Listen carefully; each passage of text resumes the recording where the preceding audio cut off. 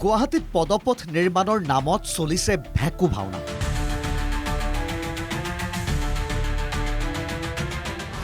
কোটিটকীয়া পদপথ নিৰ্মাণত বিসংগতিৰ অভিযোগ।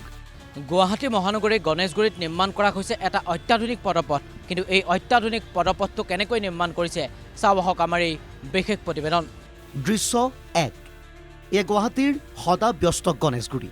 গুৱাহাটীৰ সৌন্দৰ্যবৰ্ধনৰ অংশস্বৰূপে গণেশগুৰিত নিৰ্মাণ কৰা হৈছে এটা কোটিটকীয়া পদপথ।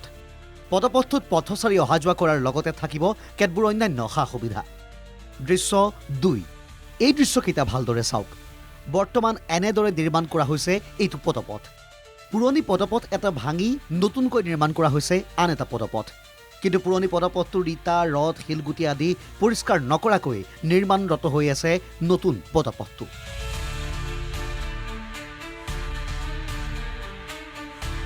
যাৰ ফলত এজাক বৰষুণ দিলেই পদপথটো এদিন নাযাব পানী।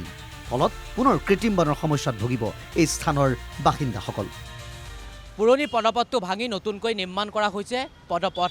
কিন্তু পুৰণি পদপথৰ যিসমূহ ইটা শিলগুটি সেইসমূহ কিন্তু তলৰ ভাগতেই পৰি থাকিল, যাৰ ফলত এনেদৰেই নতুনকৈ ৰংচঙীয়া কৰা হৈছে এটা কোটিটকীয়া পদপথ। এই মুহূৰ্তত আমি দৰ্শকসকলক দেখাবলৈ চেষ্টা কৰিছোঁ এনেদৰে এইসমূহ পদপথৰ তলৰ ভাগত এইসমূহ ইটা শিলগুটি সকলো পেলাই থ'লে আৰু নতুনকৈ ইয়াৰ ওপৰত নিৰ্মাণ কৰিছে এটা পদপথ। কিন্তু সমস্যা সমাধান হ'বনে? নিৰ্মাণ কৰিছে গুৱাহাটী মহানগৰীৰ কৃত্ৰিম বান ৰোধৰ কাৰণে, কিন্তু কৃত্ৰিম বান ৰোধ কৰিব পাৰিবনে? ফুটপাথ আৰু ৰাস্তাটো একেই হৈ গৈছে। তলত জাবৰাখানি ৰৈছে, ওপৰৰখানি পৰি আছে। তলত আছে জাবৰাখানি, ওপৰত ৰাস্তাটো বনাই দিছে, চিকচিকাকৈ বনাইছে। আৰু কি হ'ব? এইটোৱে এতিয়া পানী হৈ যায়।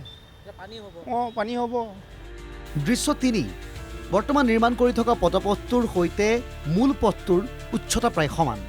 নিৰ্মীয়মান এই পদপথটোৰ পূৰ্বৰ পদপথটোতকৈ কিছু চাপৰ কৰাৰো অভিযোগ উত্থাপন হৈছে, যাৰ বাবে এতিয়া বিভাগীয় লোকৰ হস্তক্ষেপৰ দাবী জনাইছে স্থানীয় ব্যৱসায়ীসকলে।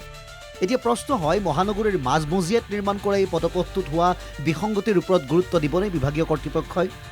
চকু পৰিবনে গুৱাহাটী উন্নয়ন দপ্তৰৰ মন্ত্ৰী জয়ন্ত মল্ল বৰুৱাৰ?